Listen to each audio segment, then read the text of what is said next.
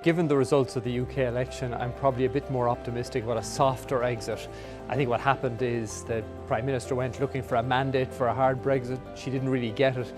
And as a result, I think a lot more voices are going to be listened to over the next couple of years. But it's still all to play for.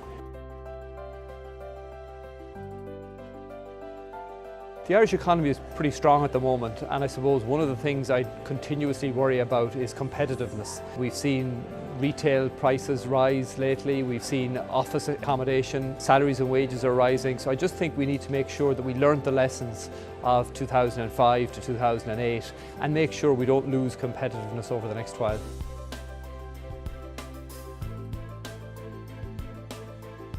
I'm an incurable optimist at the best of times. I think Ireland's in a pretty good position at the moment. We're still doing well in foreign direct investment. We're still doing well in indigenous employment.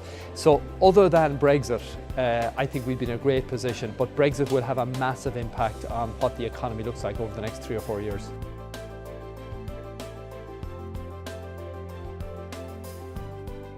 I'm sure a lot of people would despair at Minister O'Rourke standing up there, but I think something needs to be done nationally about housing, and I don't mean tax breaks or tax incentives, but our patchwork quilt approach to planning, particularly around housing, needs to be addressed, and I think we need some centralised efforts to break the logjams in certain areas.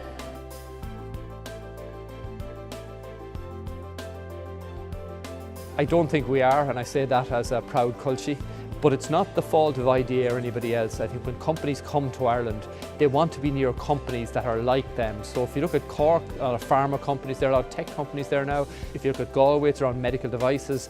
But most companies still want to come to Dublin. And I think organisations like the IDA are doing their best.